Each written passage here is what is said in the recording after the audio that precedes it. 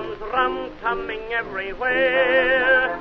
So prepare, say a prayer. Send the word to beware. We'll be over, we're coming over, and we won't come back till it's over, over there, over there, over there. Send the word over. Hey everybody, this is Joshua Littrell. Thank you so much for joining us today here on the Honor Across Arms podcast. This is part 2 with Victor Soler. Victor, how are you doing today? I'm doing amazing. Man, it's so great to hear your voice again. And, those listeners are picking up on part 2 of this podcast. We left them hanging. You had just gotten PRK surgery done for your eyes and submitted a package to go into the Army and cross-trained from the Air Force. It gets approved. You're on leave there at Christmas. Tell us a little bit about that experience. What did you go through emotionally then? Oh my gosh. I mean, it was a year-long process to put the package in for myself. My very first flight physical was denied, and I had to just do additional. They told me no, I could have gave up, and I called the doctor and was like, hey, just submit this other paperwork, and they were just missing paperwork. So it was a year-long process of getting everything together, trying to translate between Army and Air Force because they're totally different. Oh yeah, they don't talk the same, which is made my second half of my career very interesting. But yeah, it was, just back and forth. And then it was also, I had no doubt that I wanted to be a warrant officer and fly Blackhawks. I had no doubt. Well, I didn't know which aircraft at the time, to be honest, but I wanted to fly. So I also had to retake the ASVAB and study it in a way that would ensure that I was very qualified for the pilot position, but disqualified for some other jobs that I did not want to do. That is so funny. All right, so tell us a little bit about that experience, because this is actually the first time I'm hearing that too. I remember you telling me you had to retake the ASVAB, but I realized you had to study in a way to make you eligible and ineligible at the same time. So how did you do that? So let's say, well, first I found on the internet which jobs in which portions of the ASVAB were more important to which jobs. If you want to be a tank commander, there's, you're going to have to do better in, these certain areas. Or if you're going to be an infantry officer, you're going to be in this certain areas. And then to be a pilot, that there was a dedicated set that you needed to excel at. So I found out what those were, and I found out which ones I needed to be successful at, and I studied those really, really hard. And the ones that the jobs I didn't want, the big, strong ones, I don't remember answering too many of those questions, to be honest with you. So just in case, I didn't make it through the program. Sure. If I didn't make the program, I could not go back to the Air Force. That was the deal. I would be in the Army. I would not be a warrant officer. Okay. I would be enlisted, and they would use those ASVAB scores to place me in my job to where they needed me. So I kind of played this system like, if this doesn't work, my score is going to be this poor, I won't be in these jobs. Right. So, but luckily I didn't have to work, but I plan, I'm a planner. So that's what I do. Yeah, absolutely. So you get into the Army and you become a warrant officer. Now, Soler, you were enlisted in the Air Force. So what's that transition like? What's the difference there? And tell us a little bit about, so our listeners understand too, tell us a little bit about what a chief warrant officer is, how it works in the Army, and what that is, if you don't mind. So the chief warrant officer, or a warrant officer, is a specialized officer. They are an officer. They're above the grade of E9, below the grade of O1 in the Army, Marines, Navy. I'm not sure about the Coast Guard, honestly. I think they may have a couple. But they're specialized officers. They're in a specialized field. You have chemical warrants. You have logistics warrants. You have aviation warrants. So what they are for the Army is what a technical sergeant is for the Air Force. Okay. Where, you reach technical sergeant, you are the technical expert of that field. I felt when I made tech, I had just made tech, that I knew our regs in and out. I could represent our job and be you are the best at your job, I believe, when you're, reach those staff sergeant and tech sergeant jobs. Absolutely. You're an expert. You were there. You know that job in and out, no doubt. Um, as a warrant officer in the military, you have reached that. For, like, let's say, I'm not going to use aviation example because that's a bad example. Let's say you are a supply warrant or logistics warrant or a missile warrant. You were the top sergeant. You're the top NCOs at that time. You know that job so well that now you're ready to run. You could run the whole program for the commander. Nice. And that's what the warrant officer does, and you don't necessarily have to have a degree to get into the field.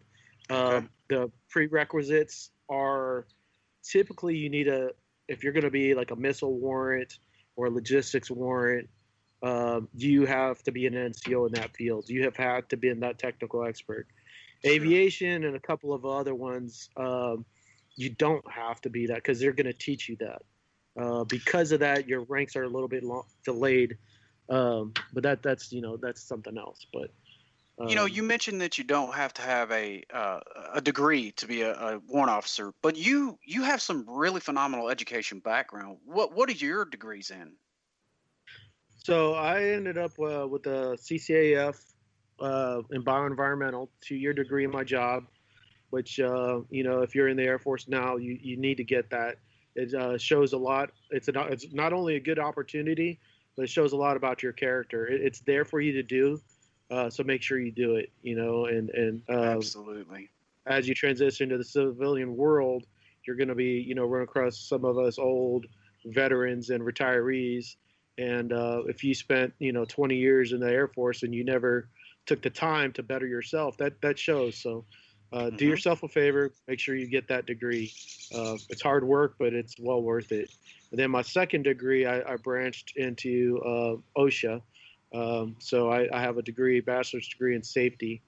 And then everything else off of that is certifications, some aviation certifications I've gotten along the way. So. Well, boom. Let's get right into that. So aviation, holy cow, you become a warrant officer and you're going to get to fly. How do you choose, or are you told what you get to fly? No, it's based on an order of merit. So you'll be in a class, and like I said, you don't have to have a degree to become an aviation warrant. You don't even have to have any prerequisites. They have this thing called high school to flight school or street to seat. It's called many different things. We had an 18-year-old Josh in my class. He just finished high school. He just graduated. Crazy. He went to basic training. And then he came to us for AIT. As a warrant officer, he was right beside me. Phenomenal man. That's what I was about to ask What an you. opportunity. What was that like, seeing him there sitting beside you? And Victor, you're a prior enlisted. Older ones at the time. Yeah, absolutely, man. You don't look like your classmates. So how did that hit you? Well, for me personally, it's just I love mentoring people, and it was an opportunity for me to guide him because he, physically, mentally, he had it, but emotionally, this is all new to him. The military, the drill sergeants getting in your face, the working under pressure. That's all about. Is can you work under pressure? And sometimes some people take that personally, and that's where you got to realize it's about the mission. It's not nothing personal. That's exactly correct. And that's why those, that's why we're taught like that, so you could, deal with stuff under stress. But, it was awesome, but that's the diversity. You got an 18-year-old guy, and I want to say 31 at the time when I switched over. And I was kind of I was a year away from needing an age waiver at the time, but I didn't need one. But yeah, it's crazy. It was absolute crazy time. We had guys, Josh. We had guys that were security guards for generals. They came from everywhere. Wow. Marines. We had 2 guys that were 3 guys that I think of now that were straight from college. They had just finished their bachelors. Great Americans, and just it was amazing, the diversity. There was 96 of us, and I want to say probably only about 90 of us graduated, and Okay. even less than that finished the flight program. How long is that flight program? It depends on mission requirements, but anywhere between a year to 2 years, Okay. and from going to nothing to actually getting to your first unit as a pilot. Well, I remember talking to you when you were doing your different trainings, and you had trainings all over the country, right? Where all did you train at when you were flying? The no the So the majority of all the initial training is done in Alabama for the most part, and then the trainings you're speaking of is when I was with different units. Gotcha. We would go, yeah, we would go different locations. So yeah, that'd be like prior to deployment or something like that, or a special event. But that's what I love. I love to fly. I love to go visit the country. Sure. Love to go, land somewhere and be like, call an old friend, hey, come get me. It's just amazing. Absolutely. An So amazing time. you finished flight school there. Now, did you pick Blackhawks or Apaches? Where did you go after that, or where were you told to go? Yeah, you were talking about that. How do you pick it? So Sure.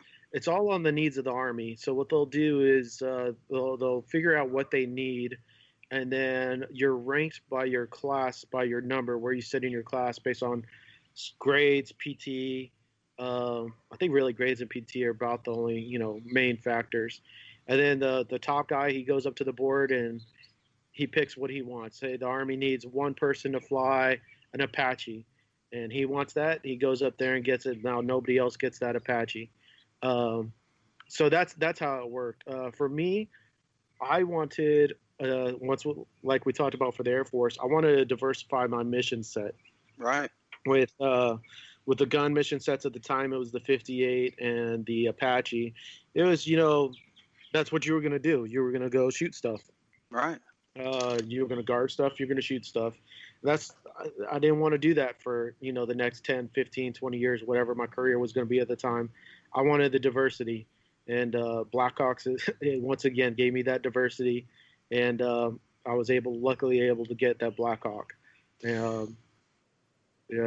So tell us about the very first time you got into a Blackhawk. And I'm not talking about, well, I guess the first time you got into a Blackhawk, had you been in a Blackhawk before, like physically flown in one?